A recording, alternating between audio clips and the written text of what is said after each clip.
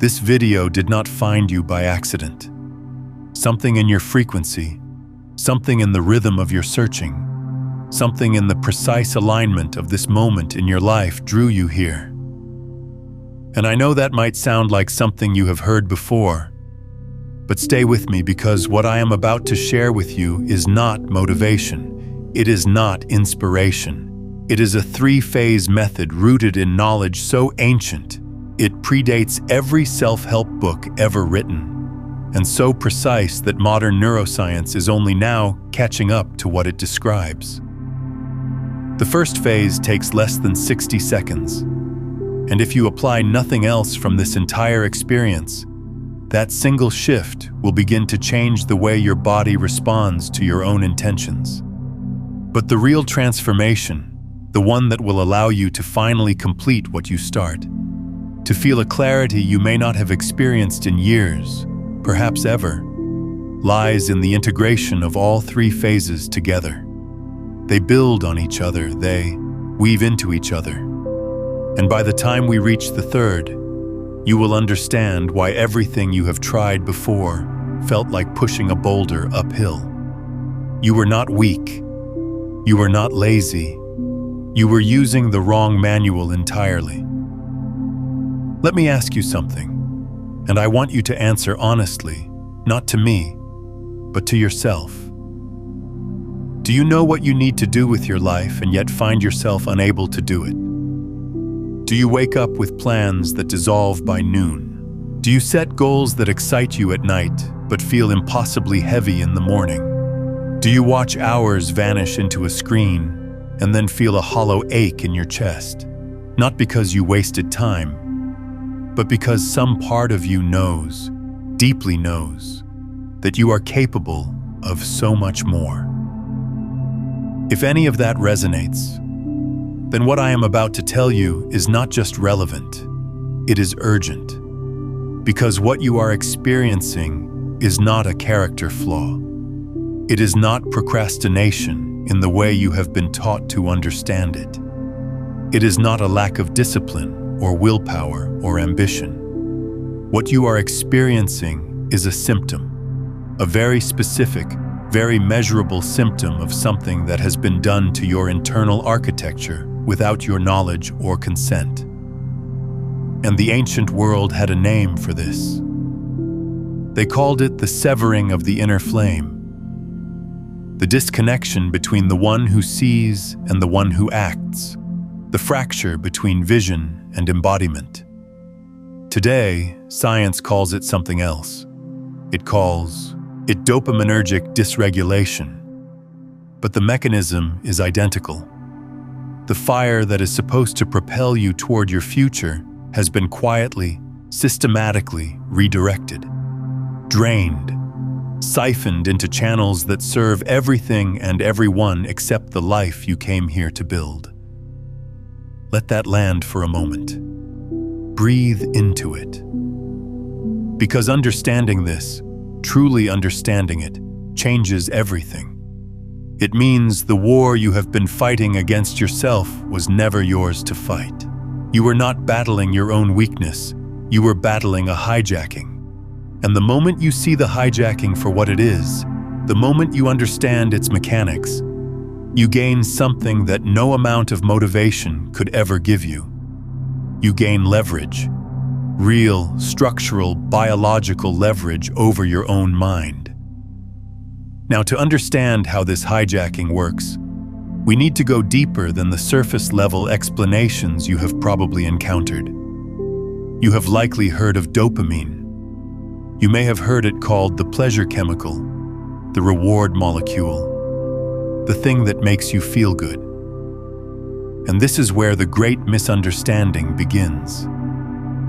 Because dopamine is not pleasure. Let me say that again, because it matters more than almost anything else I will share today. Dopamine is not the experience of pleasure. It is the anticipation of it. It is the energy of pursuit. The spark that makes you rise from your bed, that makes you reach for something beyond your current state, that makes you Believe the effort is worth it before you have any evidence that it will be. Dopamine is not the reward. It is the fuel that drives you toward the reward. It is the architect of your motivation, not the house you arrive at, but the force that compels you to build. The ancient traditions understood this with extraordinary precision. In the Egyptian mystery schools, the god Thoth, the architect of cosmic balance, the scribe of divine intelligence, taught that true power was never found in the destination. It was found in the mastery of the invisible forces that govern the journey. Thoth did not promise his initiates comfort. He promised them understanding. He taught that the mind is not a passive receiver of reality, but an active creator of it, and that the forces moving through the mind, the subtle energies that modern science would later identify as neurotransmitters, were sacred currents to be directed with precision and reverence. When Thoth spoke of the inner flame, he was speaking of exactly what we now call the dopaminergic system, the vital fire, the animating force, the difference between a person who dreams and a person who builds, and his teaching was clear. This fire is not infinite. It is not to be squandered on cheap fuel. It must be cultivated, protected, and invested with the same care a gardener gives to the rarest seed. Because when this fire burns in alignment with your true purpose, you become unstoppable, not through force, through coherence, through the natural, effortless momentum that arises when your internal chemistry and your deepest intentions are finally pointing in the same direction. But here is what no one tells you.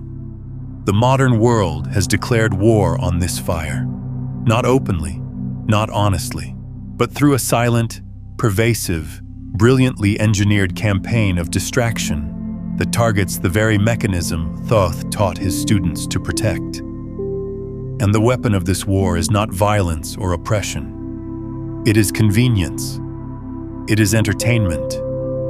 It is the infinite scroll, the autoplay, the notification ping, the algorithm that knows you better than you know yourself and uses that knowledge not to serve your growth, but to harvest your attention.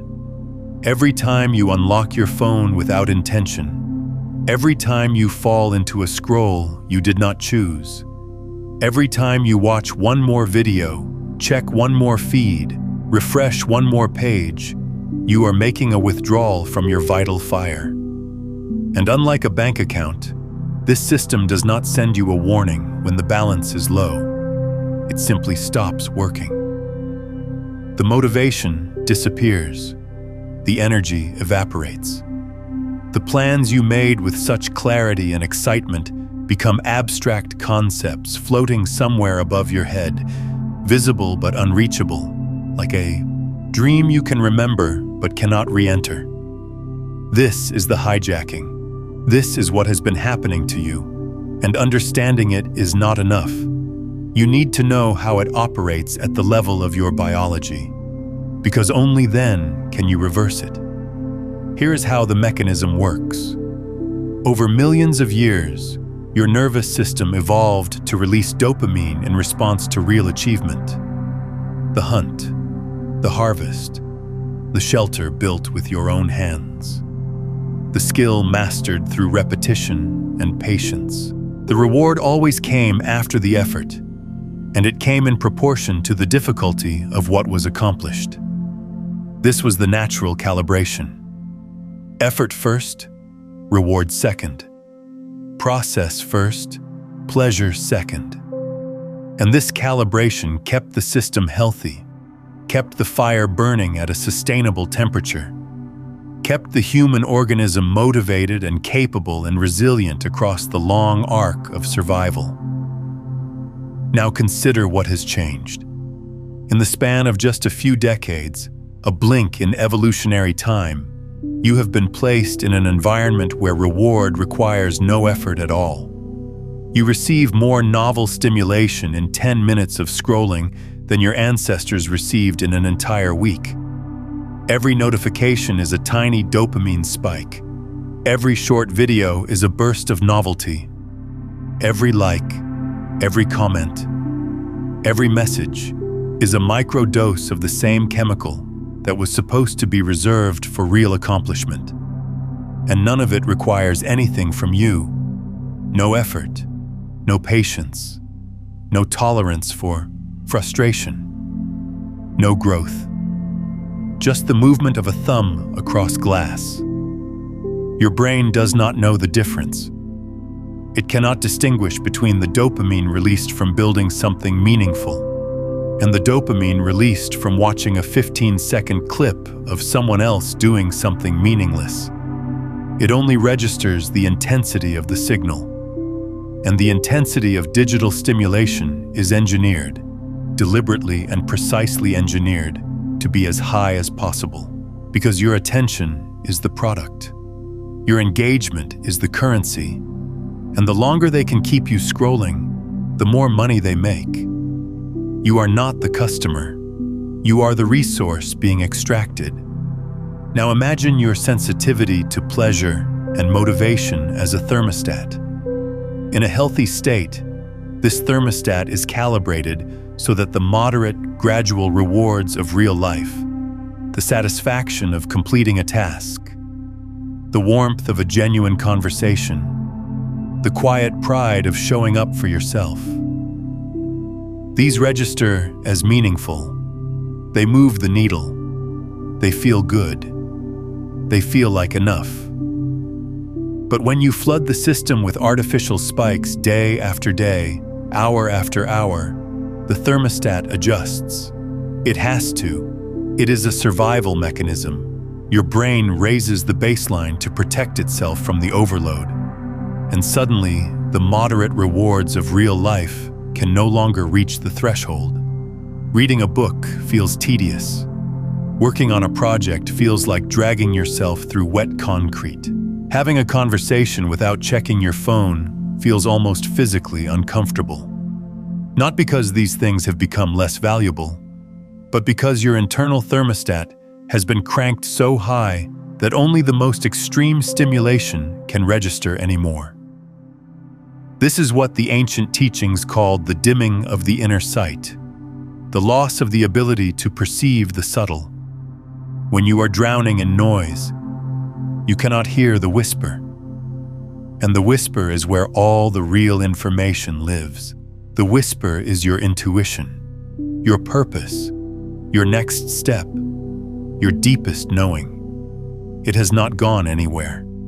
It is still there, still speaking, still guiding. But you cannot hear it over the roar of 1,000 notifications competing for the same sacred attention that was meant to be directed inward. And here is the part that makes this a true trap, a closed loop of suffering.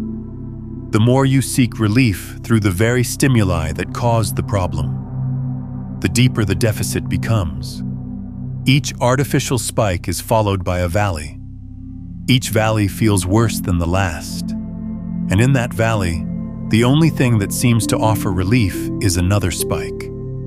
So you reach for the phone again. You open the app again. You scroll again. And the cycle tightens. The prison walls move closer. The fire dims further. And you blame yourself. You call yourself lazy. You call yourself broken. You wonder what is wrong with you that you cannot simply do the things you know you need to do. Nothing is wrong with the you. The system is working exactly as it was designed to work. Not your system. Theirs. The architecture of distraction was built to create exactly this dependency. And the fact that you are here, listening to this, feeling the truth of these words in your body, means that some part of you has already begun to see through it. Some part of you has already started to refuse the program. That part of you is the ember that has not gone out. And what we are going to do together, right now, is learn how to fan that ember back into a flame. If this is resonating with you, if you can feel the truth of what is being described here, take a moment to like this video and subscribe to this channel. Not out of obligation, but as an act of alignment, a signal to yourself that you are choosing this path. Now let us continue. This brings us to the first phase of the method. And I told you it takes less than 60 seconds. Here it is. When you wake up tomorrow morning, before you reach for your phone, before you check a single notification, before you allow any external stimulus to enter your field, you are going to do one thing. You are going to lie still, eyes open or closed, and you are going to take slow, deliberate breaths. On each inhale, you are going to silently say to yourself, I am the source. On each exhale, you are going to silently say, I choose my direction. That is it. 5 breaths, 5 repetitions. Less than 60 seconds. Now, I know what you might be thinking. That sounds too simple. That sounds like it could not possibly make a real difference. And if this were just a mindset trick, you would be right. But this is not a mindset trick. This is a neurological intervention targeting the most vulnerable and powerful window of your entire day. Here is why it works. When you first wake up, your brain is transitioning from sleep to wakefulness through a state that neuroscience calls the hypnopompic state. During this window, your brain waves are still slow, hovering in the theta range, the same frequency associated with deep meditation, hypnosis, and heightened suggestibility. Your conscious mind has not yet fully come online. Your critical filter, the part of your mind that analyzes and resists new information, is still dormant. In this state, whatever enters your awareness first does not just pass through your mind. It imprints. It sinks below the surface and begins to shape the neurological tone of your entire day. This is why the first thing you do in the morning matters more than almost anything else you do for the rest of the day. It is not about productivity hacks or morning routines in the conventional sense. It is about who gets to program the most programmable moment of your consciousness. When you reach for your phone in that window, you are handing the keys of your subconscious to an algorithm. You are telling your deepest operating system that the first and most important source of reward, direction, and meaning comes from outside of you. And your nervous system listens. It registers this. It calibrates the rest of your day around this initial input. You have already set the thermostat too high before your feet even touch the floor. But when you use that window to breathe, to speak an intention into the silence, to claim your own sovereignty before the world rushes in, you are doing something profoundly different. You are telling your nervous system that the source is internal, that direction comes from within, that you are not a receiver waiting for signals, but a transmitter choosing your frequency. And because the brain is in its most plastic state during this transition, this message does not just register intellectually, it encodes. It becomes part of the day's operating instructions at a level below conscious thought. The ancient initiates knew this. They did not have the language of neuroscience, but they had the practice. In the Egyptian tradition, the first act upon waking was always a declaration of alignment with one's higher nature. The initiate would speak words of power, what they called heka, into the liminal space between sleep and waking, understanding that this was the moment when the boundary between the seen and unseen worlds was thinnest. They were not performing superstition. They were performing precision. They were using the architecture of consciousness to install their own programming before the world could install its own. 5 breaths. I am the source. I choose my direction. This is your Heka. This is your first act of reclamation. And if you do nothing else, if you apply nothing else from this entire experience, this single practice, repeated daily, will begin to shift the trajectory of your mornings, your days, and eventually your life. Not because the words are magic, but because the timing is. You are speaking into the one window where your own mind is actually listening. Pause with that. Let it settle. Feel what shifts in your body just hearing this.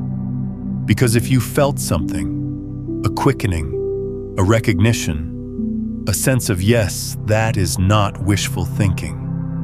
That is your system responding to the truth of what it already knows. I want to ask you something right now. When was the moment you first realized you had been hijacked? When did you first feel that gap between who you know you are and how you have been living? Tell me in the comments. Not the whole story, just the moment. Because naming it is the first step to dissolving its power over you. Now let us move into the second phase, because protecting this morning window is essential, but it is only the beginning. The hijacking does not stop when you put down your phone. It continues throughout your day in ways so subtle you may never have noticed them. And the second phase addresses the mechanism by which your vital fire is being drained hour by hour, even when you think you are being productive. Here's what happens when you sit down to work, to study, to create, to build anything that matters. You focus your eyes on a screen or a page or a task. Your visual field narrows. Your pupils constrict slightly. Your breathing becomes shallower without you noticing. And something happens in your nervous system that most people never connect to their experience of motivation and energy. Your sympathetic nervous system activates. This is the branch of your autonomic nervous system responsible for the fight, flight, and freeze response.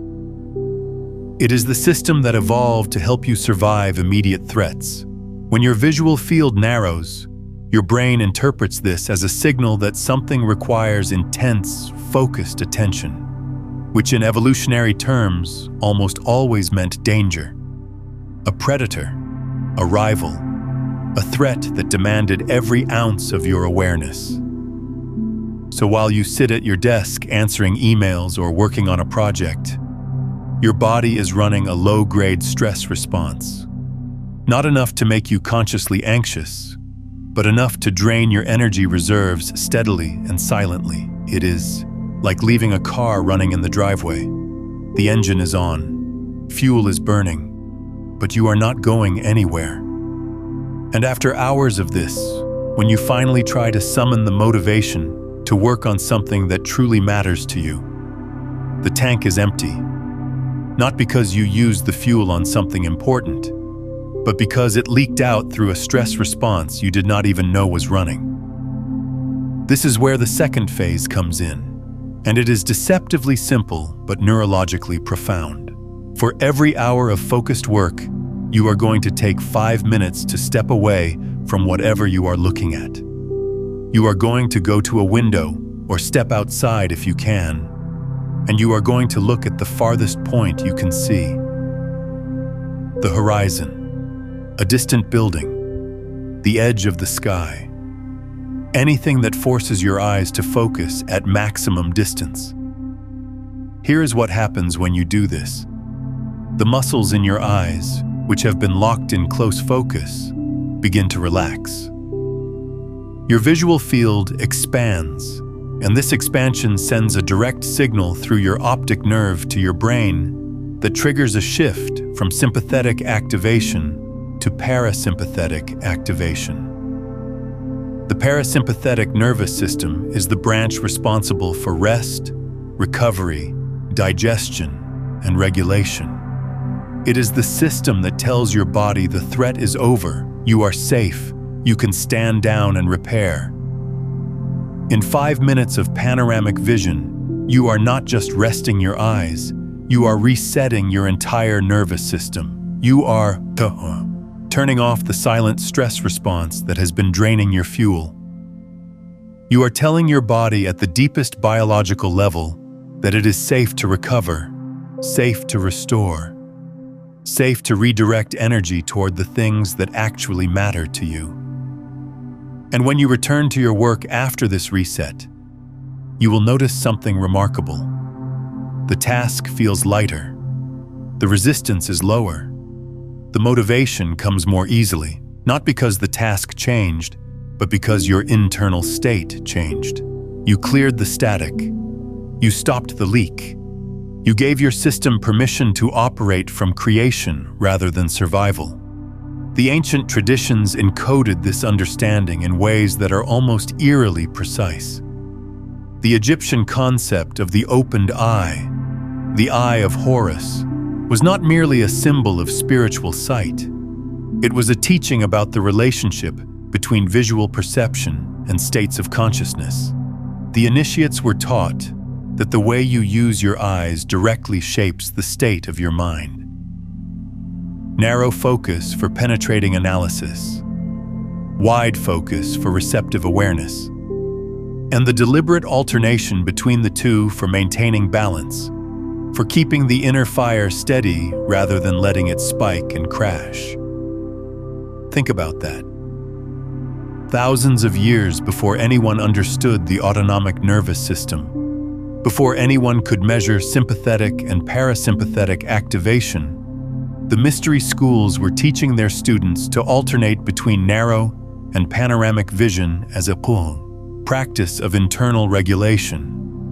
They called it breathing through the eyes, and that is exactly what it is. A way of using the visual system, which is the most neurologically expensive system in your body, as a lever to shift your entire physiological state.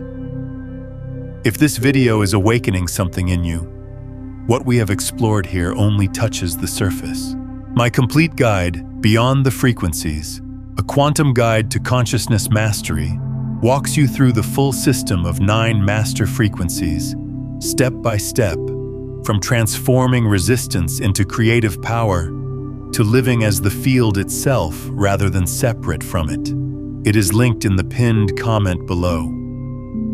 5 minutes every hour.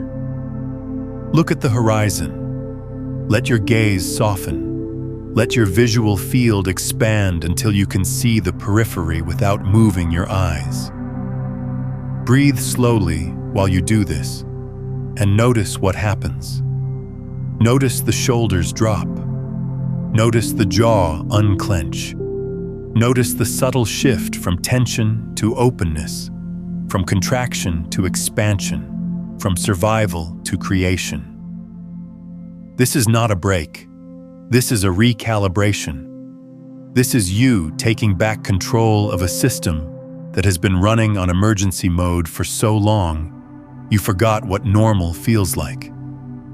And here is what makes this phase so powerful in combination with the first. When you protect your morning window and set your internal compass before the world intervenes, and then you maintain your system's balance throughout the day by resetting your nervous system every hour, you create something that neither practice could create alone. You create continuity. You create a sustained field of coherent intention that does not collapse under the weight of accumulated stress. You build a container strong enough to hold your vital fire without it leaking out through the cracks of unconscious tension. Most people lose their morning intention by 10 a.m. Not because the intention was weak, but because the body's stress response eroded it hour by hour until it dissolved. The second phase prevents that erosion. It keeps the channel clear. It maintains the signal strength of whatever you encoded in that morning window. Together, these two practices create a foundation that most people have never experienced. A day where your energy does not decline but actually builds. Where your focus does not fragment but deepens. Where your motivation does not fade but compounds. Breathe into this for a moment. Feel the architecture of what is being built here. This is not random advice. This is a system, a precise interlocking system where each phase supports and amplifies the others. And we have not even reached the third phase yet, the one that changes everything. But before we go there, I want to address something that may be arising in you right now. A voice. Perhaps quiet, perhaps loud. A voice that says, "This sounds good, but I have heard things like this before and nothing changed. I have tried morning routines. I have tried focus techniques. I have tried everything, and I always end up back where I started." I hear you, and I want you to know that voice is not your enemy. That voice is the accumulated evidence of every time you tried to change using willpower alone, using the conscious mind to override a subconscious program, using the instruction manual of a lawnmower to pilot a spaceship. It did not work because it could not work, not because you were insufficient, but because the approach was insufficient. You were trying to change your behavior without changing the underlying state from which behavior arises. You were trying to act differently while your nervous system was still locked in the same pattern. And the nervous system always wins. Always. It does not matter how strong your intention is. If your biology is running a program of depletion and stress, your behavior will eventually conform to that program. Every single time. What makes this method different is that it does not target behavior. It targets state. It changes the soil, not the seed. It recalibrates the instrument before asking it to play a new song. And that is why the effects are not temporary. They are cumulative. Each day you protect your morning window, the encoding goes deeper. Each hour you reset your nervous system, the baseline shifts higher. You are not fighting against your biology anymore. You are working with it. You are using the same mechanisms that were used to imprison you to set yourself free. I am curious about something. If you have already been feeling this shift, even just while listening, if something in your body has already begun to soften or awaken, tell me in the comments what you are ready to release. What is the one pattern, the one habit, the one story about yourself that you are finally done carrying? Write it down there and let that be your declaration. Now, the third phase. This is where the spiral reaches its deepest point. This is where understanding becomes embodiment, where knowledge transforms into living, breathing, cellular change. The third phase is about the evening, about the hours before sleep, and about a process that the ancient traditions considered the most sacred practice of all. Because if the morning is where you plant the seed, and the day is where you tend the garden, the evening is where the harvest is gathered and stored. It is where the experiences of the day are consolidated, integrated, and woven into the fabric of who you are becoming. Modern neuroscience confirms what the ancients practiced. During the transition from wakefulness to sleep, your brain enters another highly plastic state, the hypnagogic state, the mirror image of the morning's hypnopompic window. Brain waves slow. The critical filter relaxes, the subconscious opens, and whatever occupies your awareness in this window does not merely pass through. It is processed, consolidated, and integrated during sleep in ways that shape your neural architecture, your emotional baseline, and your default patterns of thought and behavior. Most people spend this window in the worst possible way. They scroll through feeds filled with outrage, comparison, and artificial stimulation. They watch content designed to activate stress responses. They flood their system with one final barrage of cheap dopamine, right before the most important integration period of their entire biological cycle. And then they wonder why they wake up tired, why they wake up anxious, why they wake up with that heavy, nameless dread that seems to have no source. The source is the evening.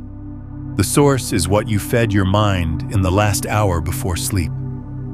Because your brain did not rest during the night. It worked. It processed. It consolidated. And it consolidated whatever you gave it. If you gave it anxiety, it consolidated anxiety. If you gave it comparison, it consolidated comparison. If you gave it fragmentation and noise, it consolidated fragmentation and noise. And you wake up feeling the residue of that processing without understanding where it came from. The third phase reverses this. In the last 30 minutes before sleep, you are going to create a practice that the Egyptian initiates called the evening accounting, the weighing of the heart. Not in a judgmental way, not in a way that catalogs your failures and shortcomings, but in a way that consciously selects what your subconscious will process during the night. Here is the practice. Sit or lie in a comfortable position. Close your eyes and replay your day, but not the whole day. You are going to select 3 moments, 3 specific moments from the day that you want to encode, to strengthen, to build upon. The first moment is one where you felt aligned, where you acted in accordance with your deeper intention, no matter how small the action was. Maybe it was the morning breathing practice itself. Maybe it was a moment where you chose to look at the horizon instead of reaching for your phone. Maybe it was a conversation where you spoke truthfully. Maybe it was simply a moment where you felt present. Find it. Replay it. Feel it in your body. Let the sensory details come alive. The temperature of the air, the quality of the light, the feeling in your chest. You are not just remembering this moment. You are re-experiencing it. And in the hypnagogic window, this re-experience encodes with extraordinary depth. You are telling your subconscious, this is who I am. This is the pattern I want strengthened. Build more of this. The second moment is one where you noticed the old pattern trying to reassert itself, and you caught it. Maybe you noticed the urge to scroll and paused, even for a second, before deciding.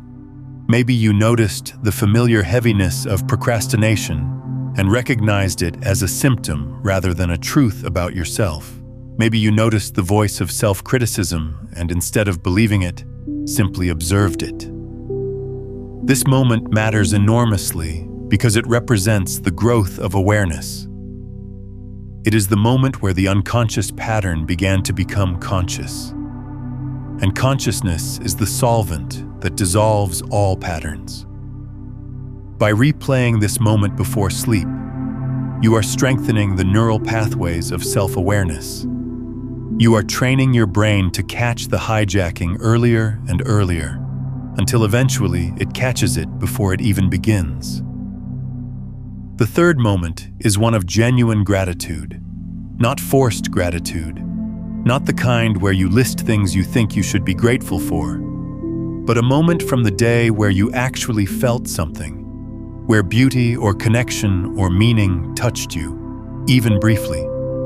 It could be the way sunlight moved across a wall, the sound of rain, a kind word from a stranger, the taste of something simple.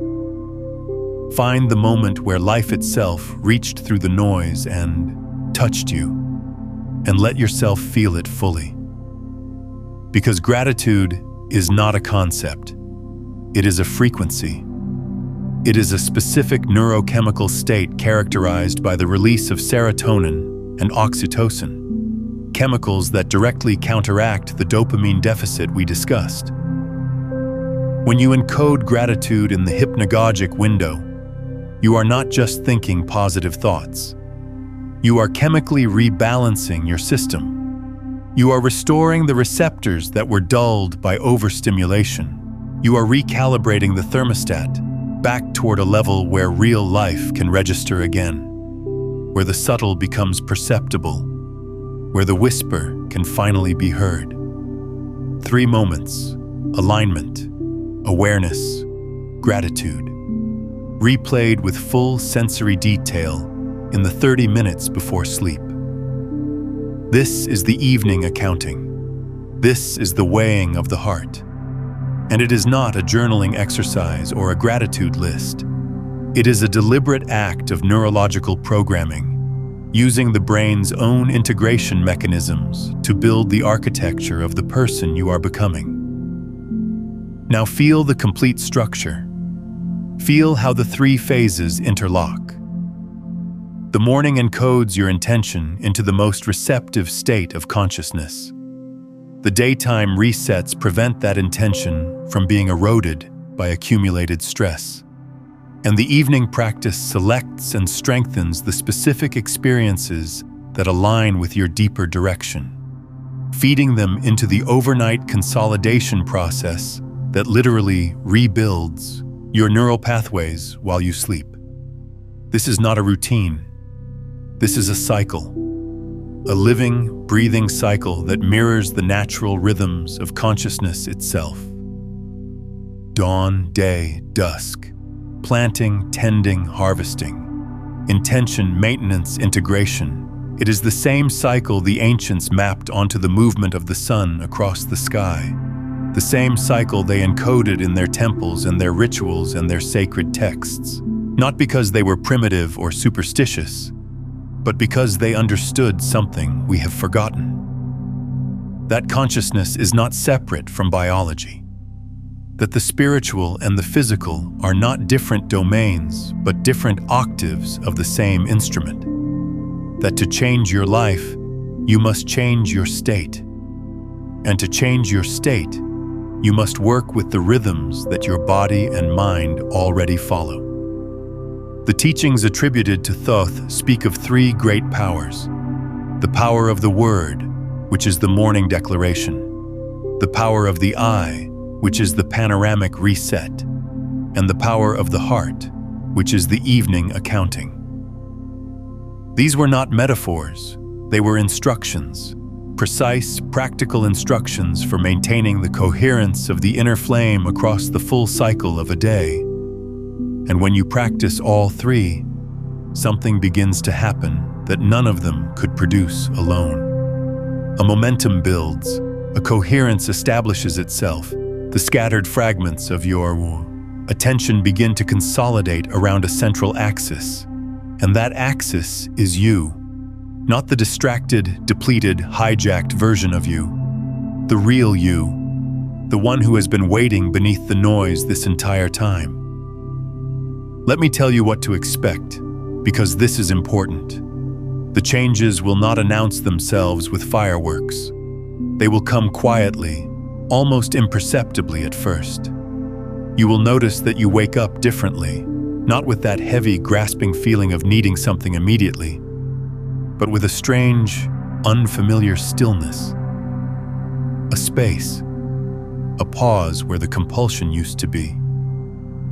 You will notice that your focus during the day has a different quality. Not forced concentration that exhausts you, but a natural absorption that seems to arise on its own. You will notice that the things that used to pull you, the scroll, the notification, the mindless consumption, begin to lose their grip. Not because you are resisting them with willpower, but because they genuinely become less interesting, less compelling, less necessary. Your thermostat is recalibrating. Your receptors are healing. The moderate, genuine rewards of real life are beginning to register again.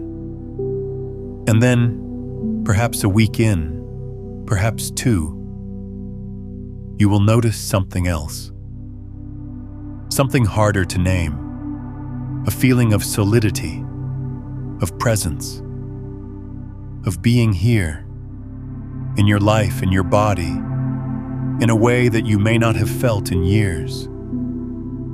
The fog lifts, the paralysis loosens, and you find yourself doing the things you have been meaning to do, not with heroic effort, but with a quiet naturalness that surprises you. Because the obstacle was never your willingness, it was your state. And your state has changed. This is what the ancient traditions meant by awakening. Not a dramatic spiritual experience, not a blinding flash of enlightenment, but the gradual, persistent, irreversible clearing of the channel between who you are and what you do. The closing of the gap between intention and action. The restoration of the inner flame to its natural brightness. And I want to be clear about something. This is not about perfection. You will miss mornings. You will forget the hourly reset. You will fall asleep scrolling your phone some nights. And that is fine. That is not failure. That is the old pattern doing what patterns do, reasserting themselves. The difference is that now you will notice. You will catch it. And catching it is the practice. Awareness is the practice. Not flawless execution, but increasing consciousness.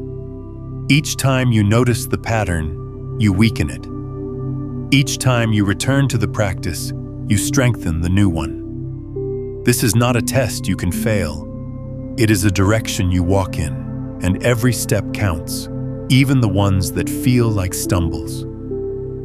There is one more thing I want to share with you before we close this experience together. And it may be the most important thing of all. Everything I have described, the Thoth, morning encoding, the daytime reset, the evening accounting, these are powerful practices. But they are not the deepest teaching. The deepest teaching is the one that makes all of them work. And it is this: you are not broken. You were never broken. The fact that you feel the weight of your unrealized potential is not evidence of your failure. It is evidence of your capacity. Only someone with a deep, authentic fire could feel the pain of that fire being dimmed. Only someone with genuine purpose could feel the anguish of that purpose being blocked. The suffering you have experienced is not a sign that something is wrong with you. It is a sign that something is profoundly right with you.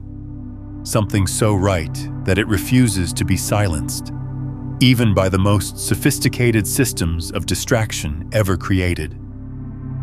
The ancient texts say that the soul chooses its challenges, that the obstacles on your path are not random but purposeful, that the very forces that seem to work against you were the pressure that would eventually forge you into something unbreakable. And I am not asking you to believe that on faith. I am asking you to consider the possibility that your struggle has been preparation, that every moment of frustration, every failed attempt, every night spent wondering what was wrong with you was not wasted time. It was the accumulation of readiness, the building of a hunger so deep that when the real method finally arrived, you would not just try it. You would devour it. You would live it. You would become it. And perhaps that is why this video found you today. Not by algorithm, not by accident, but by the precise alignment of a readiness you have been building for longer than you know. Consider sharing this video with someone you know who has been struggling with that same gap between knowing and doing. When you share something that carries this frequency of understanding, you create a ripple effect. You reinforce these principles in your own nervous system by becoming the one who transmits them, and you open a door for someone else that they may not have been able to find on their own. That single act of sharing accelerates the transformation for both of you. So here is what I invite you to do. Tonight, before you sleep, begin the evening accounting. Just 3 moments. Alignment, awareness, gratitude. Let them be small. Let them be simple. Let them be real. Tomorrow morning, before you reach for anything external, take 5 breaths. I am the source. I choose my direction. And sometime during your day, step away from the screen. Look at the horizon. Let your eyes soften. Let your field of vision expand. Let your body remember what it feels like to not be in survival mode. Do this for 7 days. Just 7. Not because 7 is a magic number, but because 7 days is enough for the neuroplastic changes to become measurable. 7 days is enough for the new pattern to begin, competing with the old one. 7 days is enough for you to feel the difference in your body, not just understand it in your mind. And if you feel it, if you notice the shift, if you wake up one morning and realize that the heaviness has lifted even slightly, that the fog has thinned even a little, that the fire has brightened even a fraction, then you will know. Not because I told you, not because you read it somewhere, but because you experienced it in your own body, in your own life, through your own practice. And that kind of knowing cannot be taken from you. It cannot be argued away or forgotten or undermined by the next wave of distraction. It is yours, permanently, irrevocably, yours. The 3 phases are not just techniques. They are a way of living in conscious relationship with the rhythms of your own mind. Morning, day, evening. Intention, maintenance, integration. Word, I, heart. This is the architecture of a reclaimed life. This is the structure that allows the inner flame to burn steadily instead of flickering in every passing wind. This is what it means to stop being a passenger and become the pilot, not through force, not through discipline in the way you have been taught to understand it, but through alignment, through coherence, through the simple, radical act of working with your biology instead of against it. You were meant to find this, not because of destiny in some abstract, predetermined sense, but because the readiness you have been building has reached a threshold. The questions you have been asking have created a space, and into that space this understanding has arrived. What you do with it is entirely yours to choose. But the fact that you are still here, still listening, still feeling the resonance of these words in your body, tells me something about you. It tells me that the fire is not out. It tells me that beneath the exhaustion and the frustration and the self-doubt, something in you is still burning, still reaching, still refusing to accept that this is all there is. Honor that. Honor the part of you that brought you here. Honor it by beginning tonight, not tomorrow, not next week, not when conditions are perfect. Tonight. 3 moments before sleep. Tomorrow morning. 5 breaths before the world rushes in. And throughout your day, the simple act of looking up, looking out, looking beyond the edges of the screen and into the vast, open, infinitely patient horizon that has been waiting for your gaze. The ancient teachings say that the universe does not withhold its secrets from those who seek them. It simply waits until the seeker is ready to receive. You are ready. You have been ready for longer than you know. And the proof is not in anything I have said. The proof is in the fact that you are still here, that something in you recognized something in these words, that the resonance you feel is not coming from outside of you, but from the deepest part of you finally hearing its own voice, reflected back. Go gently. Begin simply. Trust the process, and let the fire do what fire has always done. Let it rise. Let it illuminate. Let it transform everything it touches, not because you forced it, but because you finally stopped blocking it, because you finally gave it the space and the fuel and the protection it needed to burn the way it was always meant to burn. Bright. Steady yours. If this experience has shifted something in you, leave a single word in the comments. Whatever word arose while you were listening, do not think about it. Just let it come. That word is your signal, your marker, your declaration that something has changed and you are ready for what comes next. And if you want to continue walking this path, if you want to go deeper into the architecture of consciousness and the practical science of inner transformation, stay close to this channel. Subscribe not as a habit, but as an intention, as a choice to keep showing up for the version of yourself that is already emerging, the one who does not need to be fixed, the one who only needs to be remembered. You were meant to find this, and now that you have, everything that follows is not happening to you. It is happening through you, from the source that was always there, the source that you are. Now take this even deeper. Watch the video titled, "If You Found This Video, Thoth's Ancient Technique Will Completely Restore Your Body." Tonight. It reveals the next layer of Thoth's teachings, the one that works directly on your physical body while you sleep, completing the restoration that these 3 phases have already begun.